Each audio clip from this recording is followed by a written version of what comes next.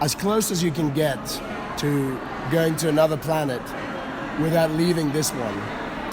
They also have a critical role in helping us develop as a civilization.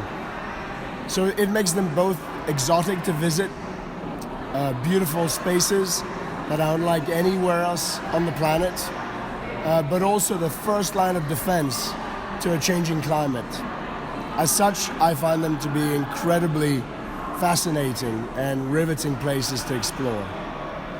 Thank you. Now, 3 more questions for you. Okay, yeah. In this exhibition, which piece is your most favorite piece of all times, and also which is the most difficult one? Well, choosing a favorite photo would be like choosing a favorite child, more or less. So I don't have favorites. I like experiences that enabled me to take some photos. And there was one experience on Greenland that I especially cherish because it was taken at the end of a very difficult expedition. And it was like the last mile for me to motivate and go take photos. And had I not done this, there is probably about 5 images in this expedition that I would not have been able to take. So that Greenland moment in 2010 is one of my favorite.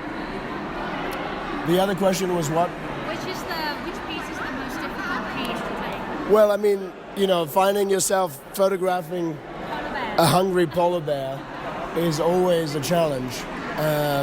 To make sure that you have the exposure right and that it is framed properly is not without challenge. So I have a special soft spot for that one. Thank you very much. And now, because we all know that it's very difficult to take photos in the North Pole, and can you give a very brief, how do you prepare for taking photos in the North Pole? Well, I would say that the preparation for a North Pole mission is as mental as it is physical.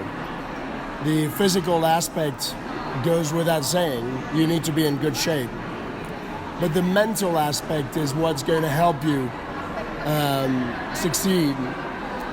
Because at the end of the day, 80% of this kind of mission is always happening with your head, much less than with your body. Thank you. And lastly, would you like to leave a few words about this exhibition and also to your fans around the world who are following your work? Well, I'm incredibly grateful to the Bangkok Arts Culture Center and to the Royal Photographic Society of Thailand and to the Lucy Foundation for having me here. It's been a privilege to travel this expedition around the world because I fundamentally believe that art can be the conduit that help catalyze action.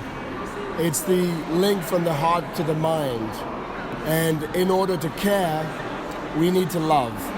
And I think that art is there to help us love the world that we live in order to want to preserve it. The next question is, this exhibition is not the first time you have been do display many countries. Do you see the difference or the change after the exhibition is done? And what is your expectation from this exhibition for this region? Well, an expectation would be arrogant for me. I have no expectations. All I want to do is I want to bring these distant, exotic regions to be more accessible for people to experience them, understanding that there's very, very little chance that they will get to do it in person. So I hope that this will move people and get them to feel more connected with their world.